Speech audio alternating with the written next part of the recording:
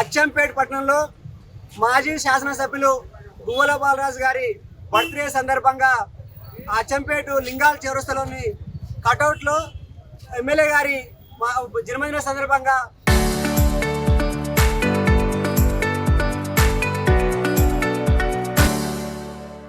ఒక బ్యానర్ వేయడం జరిగింది. ఆ బ్యానర్ ని జీర్ణించుకోలేనటువంటి శాసనసభ్యులు, స్థానిక శాసనసభ్యులు వంశీకృష్ణ గారు పోలీసులకు, అదేవిధంగా మున్సిపల్ కమిషనర్ కు, మున్సిపల్ సిబ్బందికి మరి ఆదేశాలు ఇచ్చి మాజీ ఎమ్మెల్యే గువ్వల బాలరాజు గారి ఫోటో ఇక్కడ కనిపించకూడదు అని కావాలని చించేయడం జరిగింది. ఇది ప్రజాస్వామ్యం. దయచేసి చెప్తా ఉన్నాం, ప్రజాస్వామ్యంలో కూడా ఎవరైనా ఎక్కడైనా ఫ్లెక్సీలు వేసుకోవచ్చు. ఈ రోజు చూస్తా ఉంటే కాంగ్రెస్ పార్టీ వేసినటువంటి ఫ్లెక్సీలు నెలల తరబడి అచ్చంపేట పట్టణంలో చిరిగిపోయిన గాలికి కింద పడ్డ తీయనటువంటి ఈ మున్సిపల్ అధికారులు, ఈ పోలీస్ వ్యవస్థ ఈ రోజు కావాలని మాజీ ఎమ్మెల్యే గువ్వల బాలరాజు గారి ఫోటోలు చింపివేయడం చాలా దారుణం. ఖబర్దార్ మేము హెచ్చరిస్తా ఉన్నాం.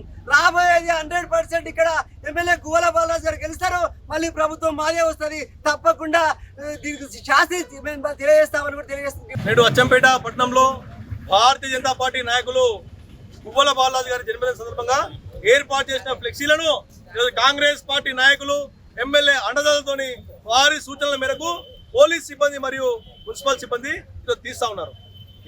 ఏం తక్కువ చేసినట్టు గువ్వల బాలరాజు గారు అచ్చంపేట నియోజకవర్గానికి 10 సంవత్సరాలు సేవ చేసిన గొప్ప నాయకుడు గువ్వల బాలరాజు గారు.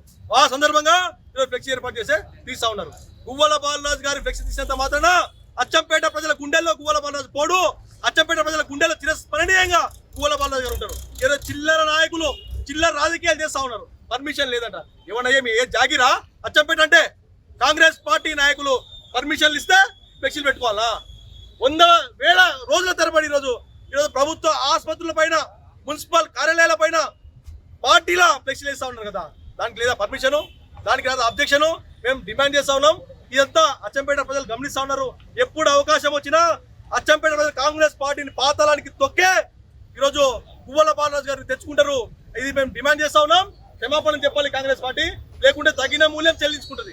ఇది అప్రజాస్వామికం, అన్యాయం, ఇది దుర్మార్గం. ఇది మా రాష్ట్ర నాయకులు మాజీ శాసనసభ్యులు గువ్వల బాలరాజు గారి జన్మదిన సందర్భంగా ఇక్కడ ఉన్న ప్రస్తుత ఎమ్మెల్యే వంశీకృష్ణ గారు, నీవు ఫ్లెక్సీలు తీసేసే గుండెలకు వెళ్ళి పోబా, నీవు రెండే కూడా అచ్చంపేట టౌన్ లో 2 కాళేశ్వరం ప్రాజెక్టులు ఉన్నాయి. ఒకటి ఉప్పుదారు రోడ్లో ఉన్న బ్రిడ్జి, ఫస్ట్ ఉన్న బ్రిడ్జి, ఈ 2 సార్లు ఓడగొట్టడానికి ఇప్పుడు 4 సార్లు ఓడిపోయినావు సార్. ఎందుకంటే పాపం చుట్టుకుంటున్నావు? గువ్వల బాలరాజు అచ్చంపేట 150 గ్రామాల్లో సీసీ రోడ్లు, డ్రైనేజీ అభివృద్ధి ఉంది. నువ్వు చేసిన 3 సంవత్సరాల్లో 2 ఓడగొట్టడానికి ఈ ఫ్లెక్సీ ఓడిపోతారు. ఇంకా 20,000 ఓట్లు పెరిగినాయి. గుర్తుపెట్టుకో, 20,000 ఓట్లు పెరిగినాయి. నువ్వు ఎంత ముట్టుకుంటే అంత పాత తొక్తం. ఇది జాతీయ పార్టీ, భారతీయ జనతా పార్టీ. ఇవాళ మున్సిపల్ అధికారులు గుర్తుపెట్టుకోవాలి, పోలీసు అధికారులు గుర్తుపెట్టుకోవాలి. జన్మదిన సందర్భంగా సాయంత్రం తీసేయండి. మీరు మీకు ఏమైనా ఆధారం ఉంటే సాయంత్రం తీసేయండి. కానీ మీరు ఒక బర్త్డే సందర్భంగా తీయడం, ఒక మానవునికి ఉన్న బర్త్డే సందర్భంగా ఇట్లా కించపడడం కరెక్ట్ కాదు. వంశీకృష్ణ గారు, నువ్వు ఫ్లెక్సీ తీసినావు కదా, నువ్వు ఇప్పటి 4 సార్లు ఓడిపోయినావు. రేపు 5వ సారి నిన్ను ఈ అచ్చంపేట ప్రజలు మొత్తం నీకు ఇప్పటికే 90% జనం మొత్తం తూ అంటున్నారు. ఇలా చూడండి, మీరు ఏ పిల్లలు అచ్చంపేట టౌన్ లో కాళేశ్వరం ప్రజలకు వర్షం పడి నీళ్ళు ఇంట్లోకి వస్తున్నాయి. దాని మీద దృష్టి పెట్టా, ఫ్లెక్స్ మీద దృష్టి పెడతాను. ఏం తీసుకుంటా గువ్వల బాలరాజు గారికి?